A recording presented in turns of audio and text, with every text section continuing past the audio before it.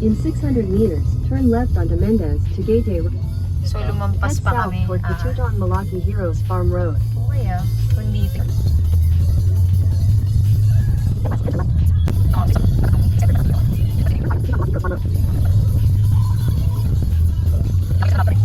Guys, ang Graviesa. Hey. Tama ba? Oh, magra-ride ka eh. In 300 meters, your destination will be on the right. Okay. Dadiretso pa doon. We're here.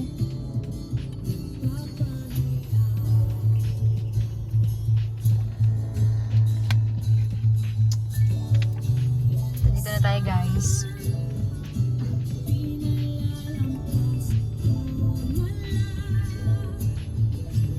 Ayan siya. And medyo naambun pa guys. Ang ano ng lugar. Talaga ang dami yung inaan. Pang golf. Pang golf ito. Sa parking, ilang box po ba yan? 150 po. 150 po. So, dito po, sa parking po natin, hanggang 100 cars naman po siya. So, if ever, on the day na dagdagan po kayo, then, nadagdagan din po yung may mga dalang sasakyan. May mga barangay officers naman po na nag-assist po sa amin Sa labas. for traffic po ng mga sasakyan. Then yun po, kung nakita niyo po sa brochure, meron po kami 5 na areas po dito. 3 pong garden, isang alfresco, and then isa pong indoor. Sa garden po, ito po yung pinakamalaki po namin na garden. Which is yung Plaza Rafaela, 88,000 po siya. And then, 180 packs po ang capacity po. Sa isang araw po, ilang event po kayo? Isa lang. Ay, isa. So para mamimili lang talaga. Opo, pipili lang po kayo ng area po na gusto niyo pong gamitin for your event po. Yung iba po, kung katulad niyo po garden ceremony po kayo, sila po ang ginagawa po nila isang garden, tapos yung indoor po yung reception. Opo, yun nga rin ang ano. Kapag ganun po, i-disregard po natin yung totoong price po ng garden, and then 30,000 na lang siya. So, 128 plus 30,000. 128 plus 30,000. Opo, pipili po kayo sa tatlong nasa baba. Okay. Akala ko kasama na yung package dun sa 128. Hindi po. Hindi. Sa 128 po, indoor lang po yun, kaya may price po na individual po bawat garden. So, kung gusto nyo pong i-add yung garden, i-disregard po natin yung original price niya, magiging 30,000 na lang po siya. Paghiwalay. Okay. Pero kung halimbawa, ito lang pong garden, 88,000 po siya. Okay. Then pag indoor naman, 128. 128. May questions po sila? Ano yun? Yung indoor pwede na pagsamahin yung ano ba, wedding ceremony. Oo, yun nga. Bane, ano bang May tawag iba po yan? ganun po yung ginagawa Reception. nila since, pagka ano po kasi, yung weather po dito, minsan bigla na lang Umuulan. ginagawa po nila, indoor na po lahat. Ang ano nun, may additional pay pa yun or yun na rin yung Kung ano po yung rate 120. ng indoor, yun lang din po yun. Kaya lang po, pag ganun po kasi, so dalawang program po yun, ang free lang po namin yung program po sa reception. So 4 hours po yun. Sa aircon po siya nagbabari po. Magdadagdag po. Kung gusto niyo po pabuksan ulit yung aircon, magdadagdag po kayo ng 3.5 per hour po. Okay. Pero sa use naman po ng venue, wala naman po kaming hours of usage ng venue. Since the night before, nandito na po kayo, ang check out nyo na po nun is after your Wedding event na po. event. Okay. Ano pala siya? Kung Po tayo 11 next. p.m. po, audit po. 11 p.m. po matatapos yung event, 11 p.m. po ang check out po. Okay. Yun naman po, yung 11 p.m. po na yun, pinaka-late po namin nagamit yun sa venue po. Since 12 midnight, lights off na po kami. Kaya 11 po, para meron pa pong time makapag-exit po. Kapag-ligpit. Yung suppliers po. Okay. Yan. Then kung gagamitin nyo po itong baba, ang restroom nyo po is nandito po. Okay. Then kapag sa taas naman po kayo, nasa taas lang din po yung mga gamit nyo na restroom. Iba nga ang weather niya dito. Opo, ito. Ang araw kaya dun banda. Bigla. Actually. Minsan po sa may kabilang baryo po, umuulan dito po. Oo nga eh. O kaya dyan po sa labas, sa may labasan. Umuulan pa dito sa looban. Dun wala no. May pool sila. Ito po, pangalawa po namin to na garden. 150 packs naman po ito. 68,000 po siya. Ito po, kasama din po to dun sa 158 na pwede nyo pong pagpilian na garden. Then, ayun naman po yung third po namin na garden. 50 to 80 packs lang po siya. 58,000 naman po yun. Maliit lang. Opo. Sa pool naman po namin, hindi po kami nagpapaswimming since registered lang po kami for events. So, hindi po kami pwede magpaswimming. For photoshoot lang po talaga sa yung mga tumatalon sa pool. Pero yung swimming po talaga hindi. May ganun palang rules, no? Oo. Dito po. Saan tayo? Floating? Dito tayo. Sayang. Maganda din dito. Yung katulad po niya, umaaraw na po. Pero kanina. Floating pavilion. Ito na po, floating pavilion po. Mas maliit po siya. 30 to 70 packs lang po ang capacity po nito. Ito po, hindi po siya kasama din sa pag-swimming.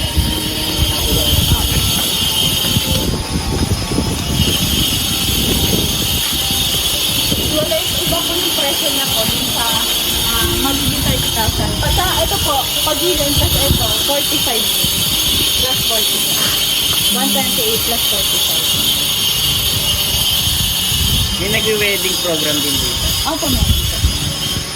Pero ito nga po, maliit po. Maliit nga. Parang intimate na masyado. Yes, po. Pero kung hindi nyo naman po siya mapipili as a ceremony area nyo po, magagamit nyo po siya for photoshoot po. Pwede naman siya. And then, halimbawa po, napili nyo po isa nasa baba po, Rafaela. Then, umaga po makulimlim po. Nagtatanong po kami sa couple kung gusto po nila lumipat dito para po safe naman po yung pagkakaceremony nila. Pero may iba po kasi gusto nila magpaulan. Tinutuloy po nila yung ceremony nila sa garden. Katulad po ng December, yung mga ceremony po namin talaga kahit umuulan. Ayaw po talaga nila lumipat sa loob. Tinuloy po nila sa loob. Mas ano daw, mas may moment. Parang ano po kasi sila blessings daw. Sa bagay. Bonsai na ata ito eh. Actually, lahat po halos ng halaman po na nandito sa Japanese may bonsai po siya. Pati po. Oo nga.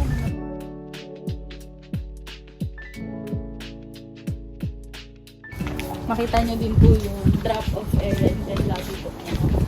Ito po, may bridal parking po kami dyan. Since ceremony po kayo, depende po sa inyo kung kuha po kayo ng bridal car. Kung kayo na may kasamang bridal car, dito po yung nakaparada. So, sa 100 cars, hindi na po siya counted since may sarili po siyang parking. And then, kung kukunin nyo po yung indoor, pag after po ng ceremony nyo, dyan po kayo papadaanin ng coordinator, paakyat po sa prep room. Okay. Ito. Then, bababa po kayo dun sa mga dito na po, yung kasi po sila abot dyan, hanggang dito na po sila sa ako. So, pagkada po sa kanila, mapapark na po yung sasakyan. And then, dito na po sila diretso sa lobby po. Yung lobby po na yan, pwede nyo po yan gamitin for cocktail nyo po. If ever meron po kayo ng mga pika-pika, ganun po, before po mag-start yung reception niya. So, dito po yung area po. Yung mga wood po na yan, ano niya po yan, collection niya po yan. Nung binata pa po siya.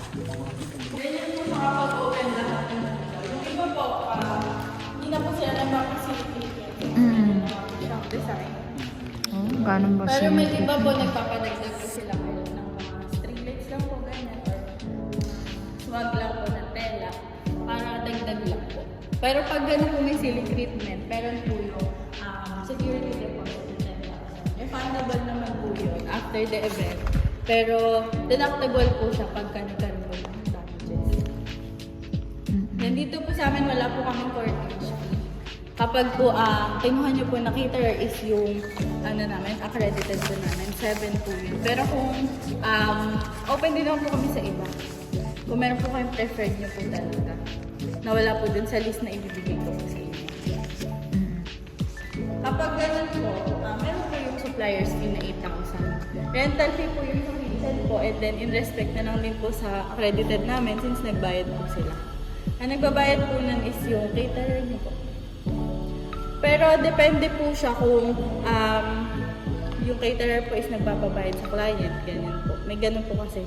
Or nakikipaghati po. Depende po yun sa agreement niyo po. Then the rest po ng suppliers niyo po, wala na po. Yun lang po talaga. Okay. Ayun lang naman yung main na ano, di ba? Opo, ito pa lang po sa mga. Yung main na may corkage Yes po, yun lang naman. sa...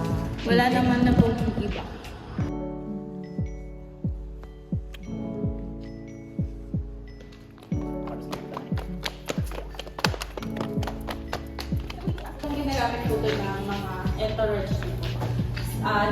kasi sa indoor namin, 4 lang po yung pwede mag-stay. 2 po dito, saka 2 po dyan. So dahil 4 lang po yung pwede mag-stay, yung entourage na po, pwede nyo na lang po sila invite sa morning.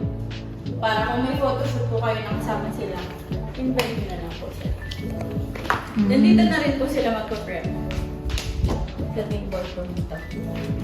Ito po yung daan kanina na tinuro ko po. Oo nga. Then, ito naman po yung first ko na room. Sige po, pasok po. Yan, natutulog po dito usually is yung bride and then may isa pong kasama. Pero sa morning po, yung bride po, lilipat na po siya dun sa pangatlong room. And then, ito po, since vacant na po to, yung entourage nyo po, pwede na po sila dito magbihis. So, sinasabi mo yung entourage? Mga bridesmaids po. Okay. Then, groomsmen. Yung kasama nila sa pag-entry. Yes. Ito po yung sa room naman po. Dito po, pwede rin po dito matulog yung dalawa. So, bali 4 po kayo, pwede magstay po dito. So, kung si ma'am po, may isa po siyang kasama din, kayo po isang kasama. Then, sa morning naman po, pwede na rin po dito mag-prep and photoshoot. Then, yung dalawang room po na pinuntahan po natin, ito lang po yung restroom niyo po. Common bathroom lang po. Ang may sariling bathroom lang po dito is yung bride po. Nandun po sa loob ng bridal suite. Ito na to. This is special ang bride mo. Yes. Ito po yung bridal suite po. Sa morning pa po ito nagagamit. Then, pero kahit sa morning nyo po pa ito magagamit, binibigay na po namin yung susi sa gabi. Para yung mga gagamitin nyo po sa umaga, pwede nyo na po ilagay dito. Hindi na po kayo ma-hassle, mag-ipat-ipat pa po. Itong, may kulong mag-isa. Ay, di ba tayo?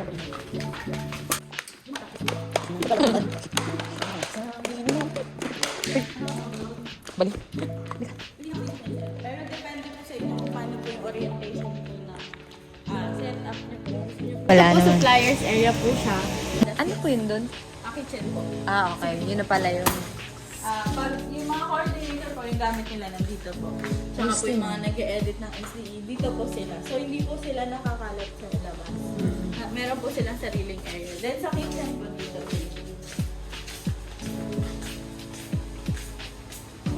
May taas pa po? Hindi na. Wala po. Yan po is yung additional room po namin. Family room po sa na low style. Pang family. Kung magdadagdag po kayo ng kasama, sa 4 po na mag-stay dito, 10,000 po. 10K. Ito naman yung kitchen, hindi po kami nagpapaluto dito. Pero Prep yung lang. mga caterer naman po is luto naman na po yung food nila pag lumasalit sila. Or meron po silang mobile kitchen. Oo. Then dito din sa pinakaloob, May CR din siya. pinaka-locker area po nila. Tagusan po siya. So, dire-diretso lang po kayo. Una lang. Parang hindi natin napatay yung ilaw doon ah.